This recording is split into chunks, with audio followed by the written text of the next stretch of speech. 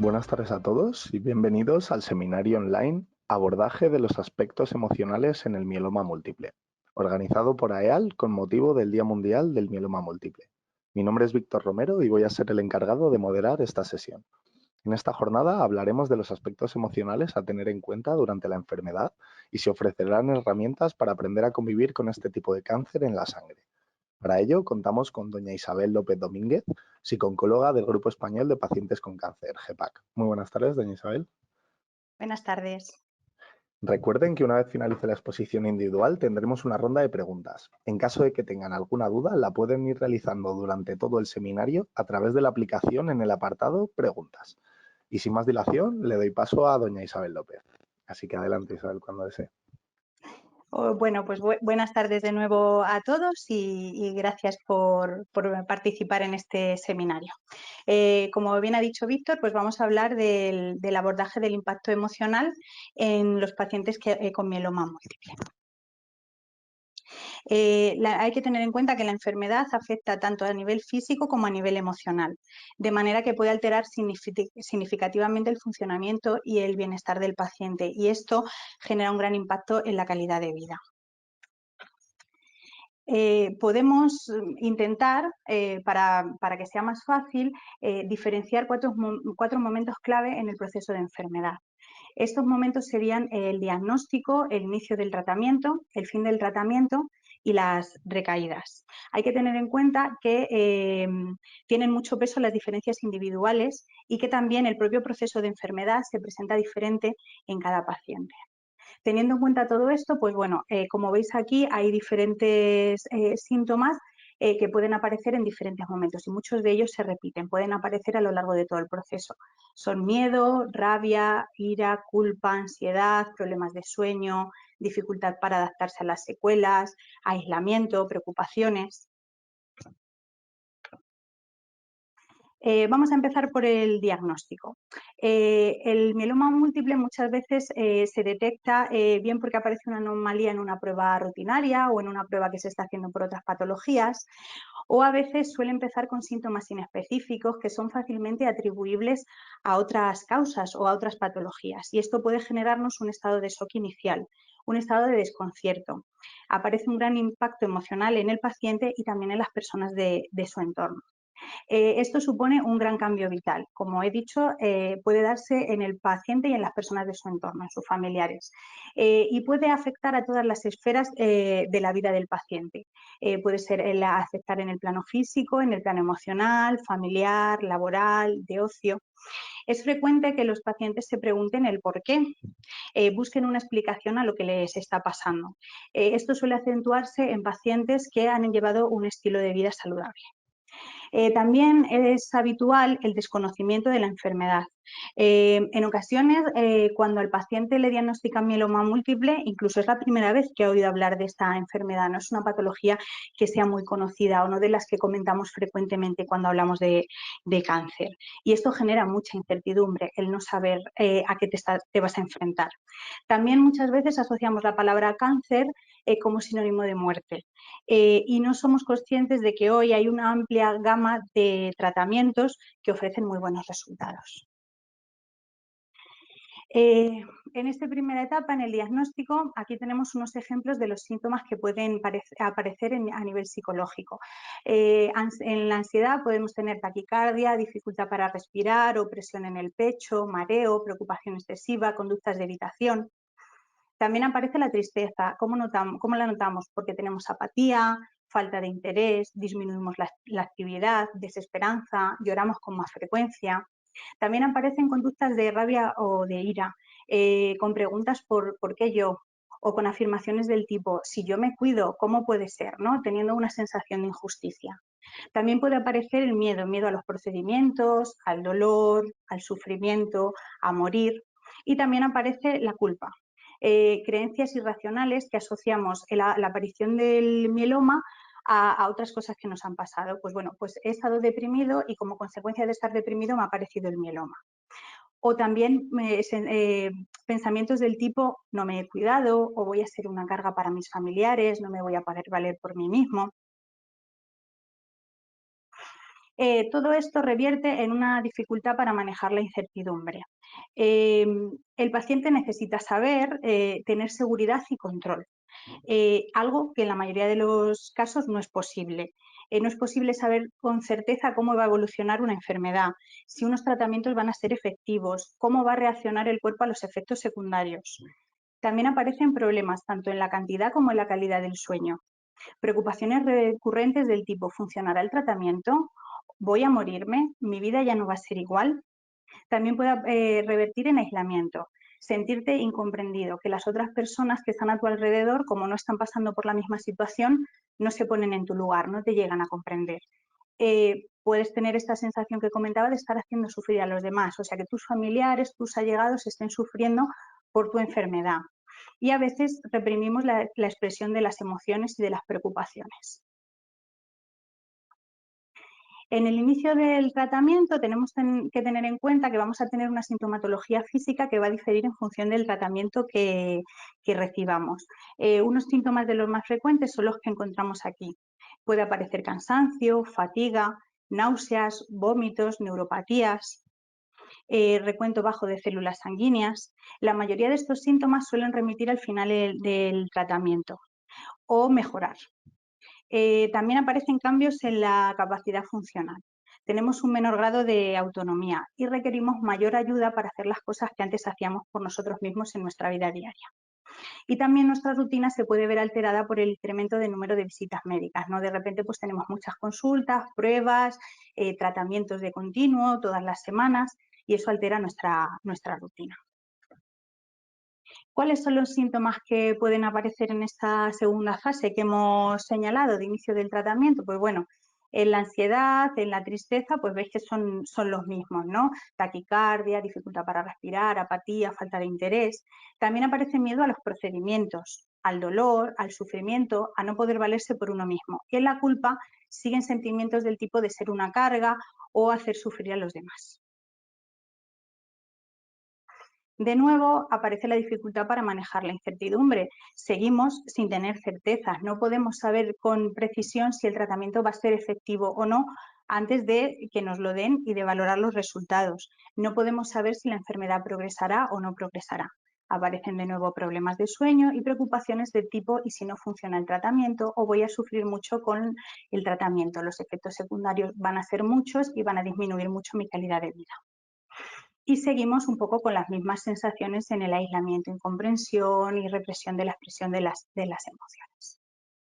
En el fin del tratamiento, pues al final el impacto físico va disminuyendo, se va produciendo una recuperación paulatina y vamos retomando ciertos hábitos, aunque a veces siguen ciertas limitaciones también.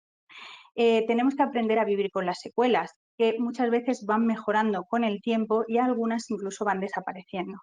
También vamos recuperando de manera progresiva cierta funcionalidad, vamos haciendo cosas de manera independiente cada vez más por nosotros mismos. También puede existir un proceso de duelo por las pérdidas. La vida actual que tenemos difiere de la vida previa a la enfermedad y al inicio del tratamiento. Y esto puede generar tristeza, angustia, desesperanza, frustración. Y también tenemos el síndrome de la espada de Damocles, que es una preocupación y un miedo constantes a que la enfermedad vuelva a aparecer. Los síntomas, de nuevo, pues un poquito en la misma línea de los anteriores. En el caso de los miedos, pues aparecen los miedos a que el tratamiento no haya sido efectivo o a que pueda haber, en el caso de que haya sido efectivo, a que pueda haber una recaída y cuánto tiempo va a tardar en aparecer la recaída. De nuevo, pues aparecen los problemas de sueño, la dificultad para adaptarse a las secuelas o a los efectos secundarios, ¿no? Pues de repente pues estamos más cansados y tenemos que adaptarnos a vivir con ese grado de cansancio. También puede influir en el concepto que tenemos de nosotros mismos, ¿no? Tenemos poder tener la sensación de una percepción de menosvalía. Pues por ejemplo, si ya no puedo trabajar y me han dado una incapacidad, pues a lo mejor me puedo sentir que tengo menos valor porque ya no me puedo desarrollar en el plano laboral, que era importante para mí, o ya no puedo contribuir a la economía familiar. Tenemos preocupaciones recurrentes de tipo: ¿y si recaigo? O ¿y si no me recupero de algunas secuelas? Y también en el aislamiento puede surgir por la dificultad para adaptarse a las secuelas, ¿no? A veces pues tenemos dificultad para caminar o nos fatigamos más, ¿no? Y eso nos puede hacer que no sigamos el ritmo de los demás, ¿no? Y no queremos que los demás se den cuenta pues de que estamos fatigados, de que estamos cansados, ¿no? Y eso hace que nos quedemos más en casa. Y luego la cuarta etapa sería la recaída, ¿no? Puede aparecer un sentimiento de fracaso, ¿no? La sensación de que todo este esfuerzo, todo este sufrimiento, todo esto que hemos pasado no ha servido para nada, porque hay que volver a empezar con otro tratamiento. A veces podemos atribuir la reaparición de la enfermedad al equipo médico por algún fallo que se haya producido en su intervención. Esto puede hacer que tengamos una pérdida de confianza y esto dificulta la comunicación, la adherencia al tratamiento y las prescripciones médicas. También puede haber una pérdida de la esperanza. Y finalmente puede suponer que tengamos que volver a vivir ciertas situaciones complejas que ya sabemos lo que implican y que considerábamos como superadas. De nuevo, pues aparecen los mismos síntomas. Como veis, son síntomas recurrentes que se van repitiendo a lo largo del proceso. Puede ser que aparezcan ahora por primera vez o que ya hayan aparecido en otras etapas del tratamiento. Ansiedad, tristeza, lo mismo que hemos estado comentando, el miedo pues, a que el tratamiento fracase, a poder morir, a tener que someterse de nuevo a los tratamientos, y puede aparecer la rabia o la ira con frustración, impotencia o la sensación de injusticia, porque si ya he pasado por esto, tengo que volver a pasar de nuevo. De nuevo, pues aparecen problemas de sueño, las preocupaciones pueden ser del tipo, ¿podría haber hecho algo para evitar la recaída? O esta vez no lo voy a superar. Y el aislamiento, pues un poco en el sentido de la sensación de culpa de voy a volver a hacer pasar a mi familia por todo esto, van a seguir sufriendo por mi causa. Una vez que hemos visto un poco una descripción general de la sintomatología que puede aparecer en las diferentes etapas del tratamiento, vamos a ver cómo sería el manejo del impacto emocional, cómo podemos gestionar esta sintomatología. Hay que tener en cuenta, en primer lugar, que las emociones surgen de manera automática, son reacciones normales y todas son válidas. Cumplen una función adaptativa. Os voy a poner un ejemplo que es muy sencillo, pero que explica muy bien cómo es esta función adaptativa. Imaginaros que os encontráis en la selva y que estáis solos y que de repente veis cómo viene un león corriendo hacia vosotros, ¿vale? Entonces, la ansiedad hace que en ese momento vuestro cuerpo se prepare para la huida, de manera que empezará la taquicardia, empiezan los latidos, el corazón a bombear sangre a las extremidades, preparándose para correr, el sistema respiratorio también, la respiración agitada se prepara para eso, el cuerpo se pone en tensión, ¿no? Para todo esto para propiciar la huida. El fin de la ansiedad en este caso es la supervivencia, con lo cual ahí estaría la función adaptativa que os estoy hablando de las emociones. Es normal que en el proceso de enfermedad aparezcan diferentes emociones y no podemos hacer nada para que no aparezcan. Lo que sí que podemos hacer es tratar de identificarlas, o sea, de ser conscientes cuando aparecen y de qué emoción es la que está apareciendo y ver qué herramientas podemos utilizar para intentar que nos generen el menor malestar posible. Vamos a ver. Bueno, vamos a ir viendo una por una las sintomatología que hemos ido comentando anteriormente. La ansiedad se suele producir por el miedo, por la preocupación o por la incertidumbre. Varía en intensidad y frecuencia en función de las características de cada persona y también en función del momento en el que nos encontremos. ¿Qué podemos hacer? Identificar, como os decía antes, lo que estoy sintiendo y ver las posibles causas de que tenga yo este sentimiento. Esto nos puede ayudar. También nos puede ayudar el uso de técnicas de relajación, como el control de la respiración. Esto nos sirve en varios niveles. Por ejemplo, nos ayuda a controlar los síntomas físicos, tales como la hiperventilación o la sensación de falta de aire, pero también nos ayuda para centrarnos en las sensaciones propias de nuestro cuerpo, lo que estamos sintiendo mientras practicamos la relajación. Eso hace que quitemos el foco de las preocupaciones y nos centremos en otra cosa, con lo cual disminuiría la ansiedad. En este sentido, también puede ser útil utilizar técnicas de distracción. ¿Qué sería técnicas de distracción? Pues sería ocuparnos en otra cosa, buscar algo que nos guste, alguna tarea que requiera concentración y centrarnos en ella, de manera que quitaríamos el foco de la preocupación o de los síntomas de la ansiedad. También nos puede ayudar a expresar cómo nos sentimos o qué nos preocupa y eso nos puede ayudar a liberar parte de la carga emocional. También es importante tener en cuenta que existen ciertas creencias que no se ajustan a la situación actual. Es conveniente revisarlas, ¿no? Estaría relacionado con esas preguntas que veis ahí. ¿Qué temo? ¿Mis miedos se ajustan a la realidad?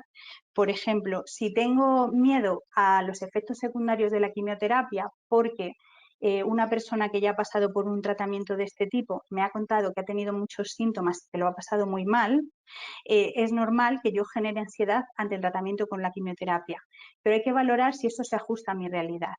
La primera pregunta que haríamos sería, ¿ya me han dicho que voy a recibir quimioterapia? Porque a lo mejor ni siquiera estamos en ese punto y ya estamos anticipando algo que es posible que pase o que no pase. También estaría la tristeza. Para la tristeza, pues puede ayudar la expresión emocional o el llanto, que muchas veces reprimimos. A veces intentamos estar bien, pensando que con ello la enfermedad irá mejor.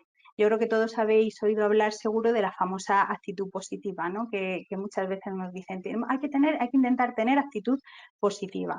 Pero a veces tener esa actitud positiva o tener un buen estado de ánimo es muy difícil en el momento en el que estamos pasando. Además, tener un buen estado de ánimo no contribuye a que la enfermedad tenga un mejor curso, a que los tratamientos funcionen mejor, no depende del estado de ánimo.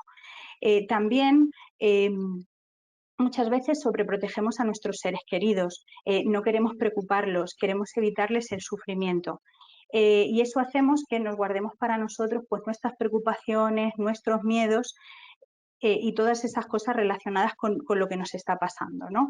Esto, en lugar de ayudar, como puede parecer, lo que hace es que aumenta la intensidad de esas emociones y genera más malestar. Por eso, pues es fundamental darse permiso y buscar el tiempo para sacar todas esas emociones, para hablar de ellas. También es muy importante buscar apoyos en las personas que tenemos alrededor, por supuesto, pero también es de utilidad compartir experiencias con iguales.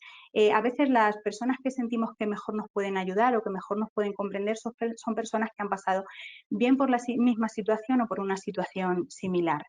Podemos sentir que ellos empatizan más con nosotros y también nos pueden dar pautas o estrategias de cosas que ellos han utilizado y que les han ayudado a sobrellevar los procedimientos.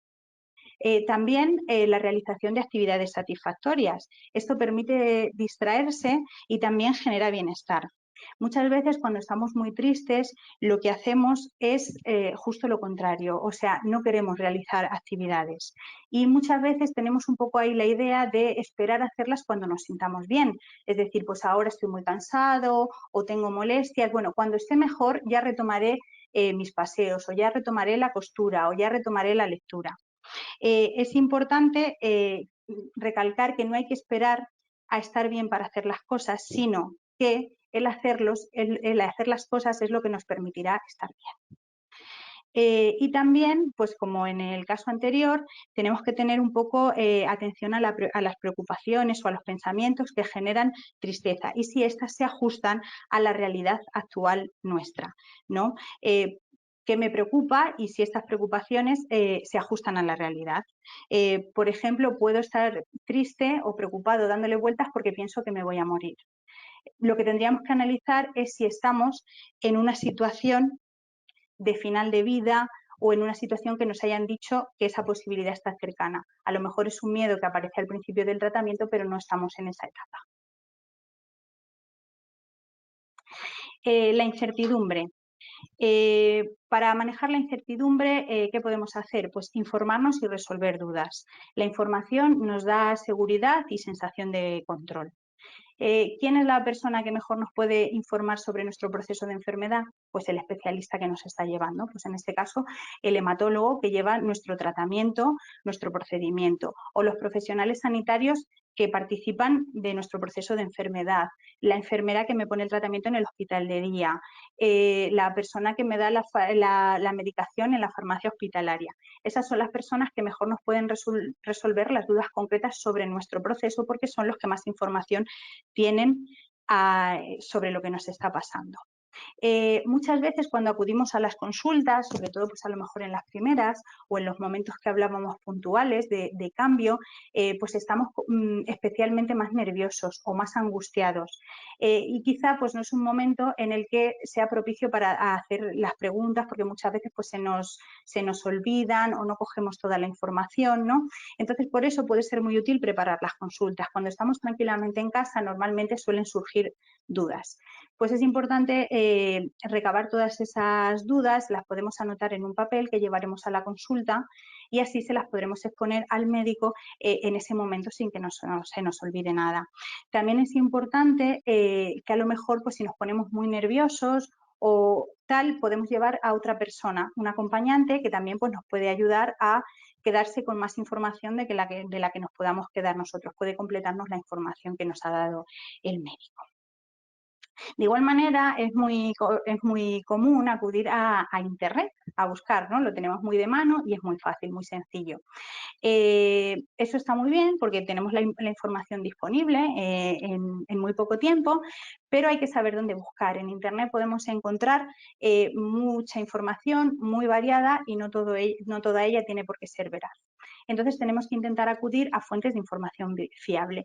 ¿Cuáles son las fuentes de información fiable? Pues las páginas de las sociedades científicas, las páginas de asociaciones, de pacientes y todo ese tipo. Ahí podemos encontrar información que está contrastada y es veraz.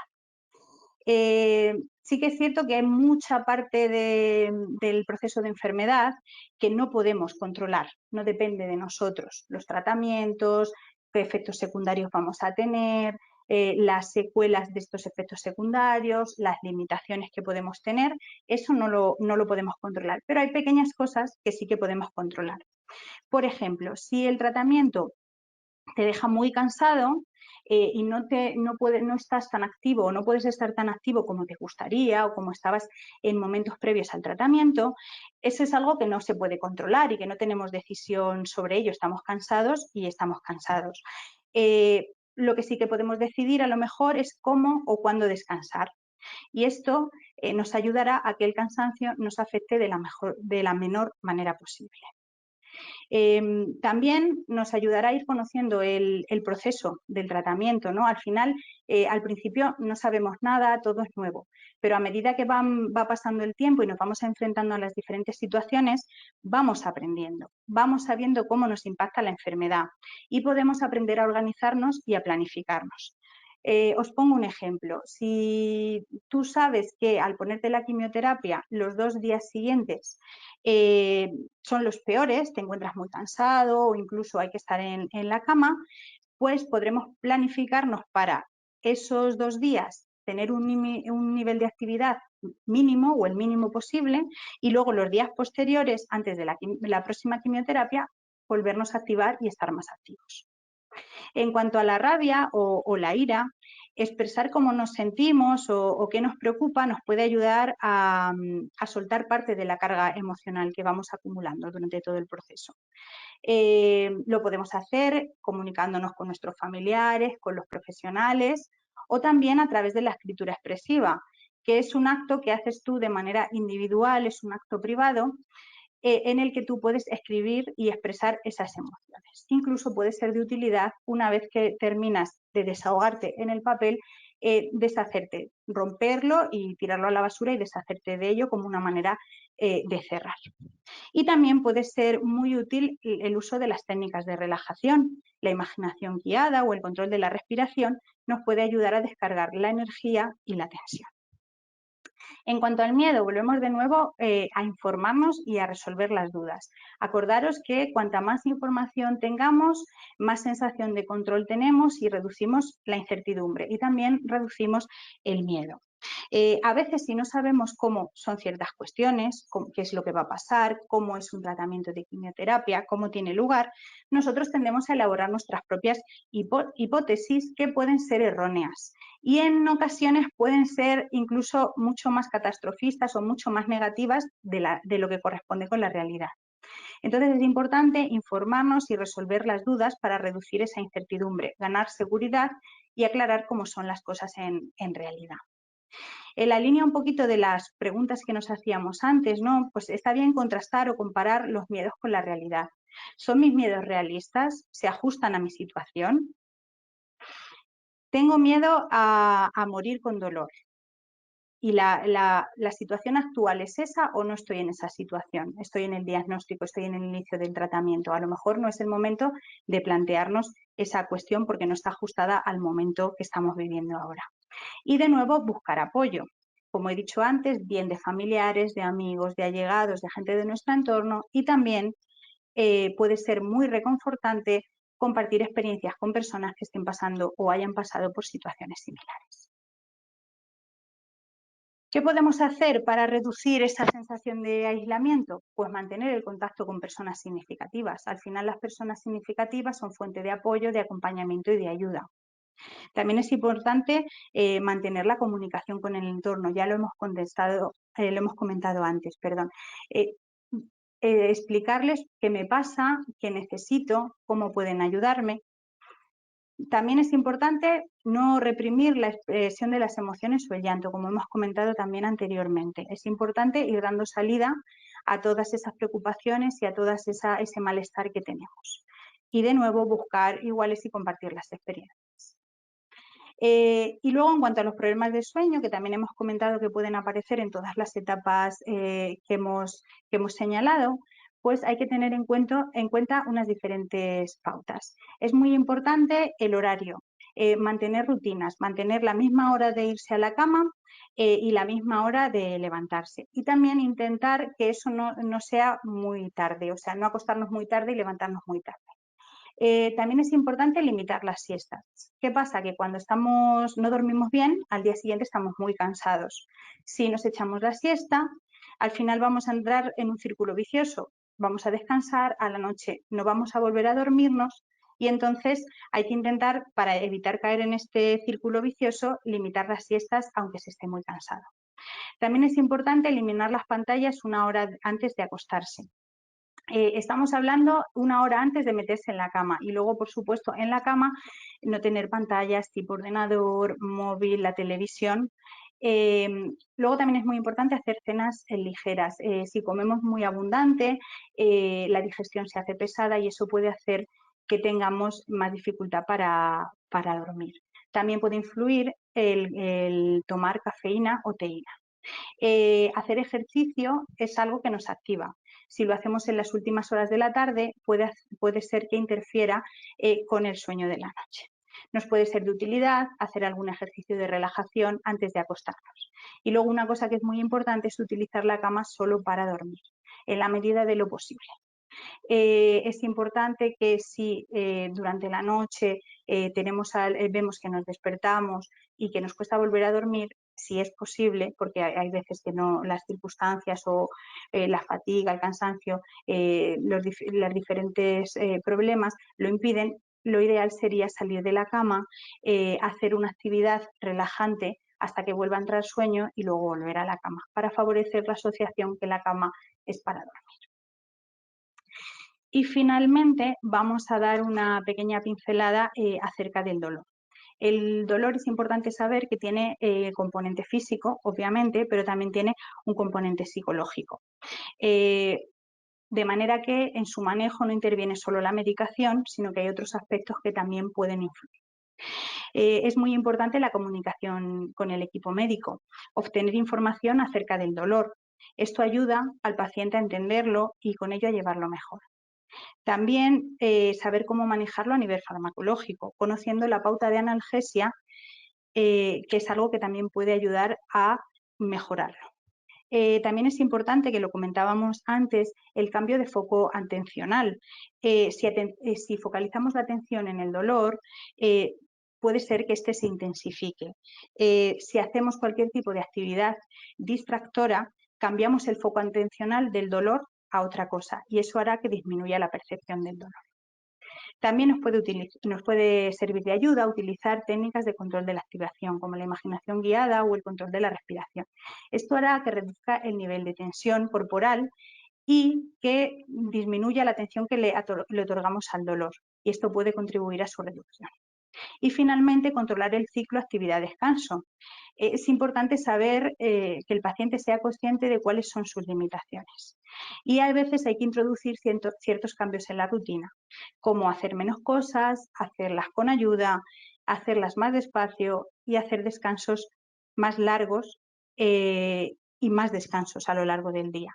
Esto llevará a un mejor control del dolor. Si no lo hacemos, podemos ir a la sobrecarga y esto hará que el dolor incremente. Y bueno, hasta aquí mi exposición con unas pinceladas un poquito pues, de las cosas que podéis ir haciendo para manejar toda esta sintomatología. Por supuesto, hay veces que se hace complicado o que uno pone en marcha diferentes estrategias y no encuentra que mejore o que la situación cambie. En ese caso, pues os animo a que busquéis ayuda profesional y ya sabéis que, como siempre, desde EAL estamos aquí disponibles para todo lo que podáis necesitar. Muchas gracias. Pues muchísimas gracias, Isabel, por tu presentación. Creo que ha sido muy, muy instructiva, como siempre, y seguro que bueno, a los que nos están viendo les ha ayudado muchísimo.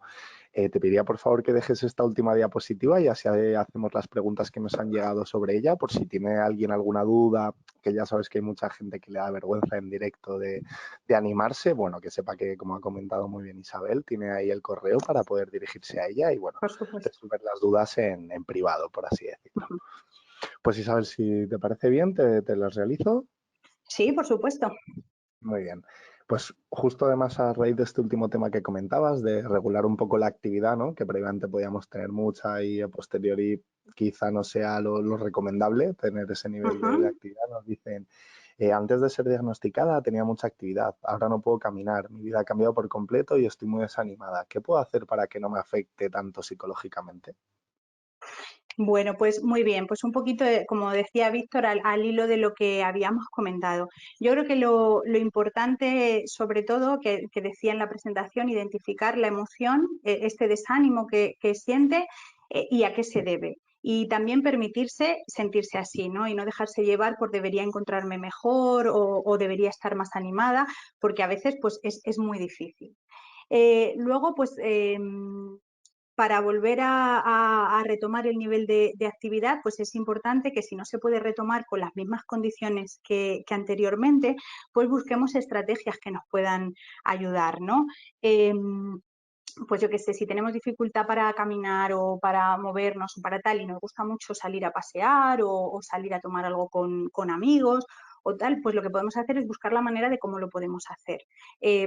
Por medio de ayudas tipo andadores, tipo bastones o en el caso de que no se pueda caminar por completo, pues utilizar una silla de ruedas, ver si alguien me puede empujar, me puede ayudar a llegar pues hasta la cafetería a tomarme un café.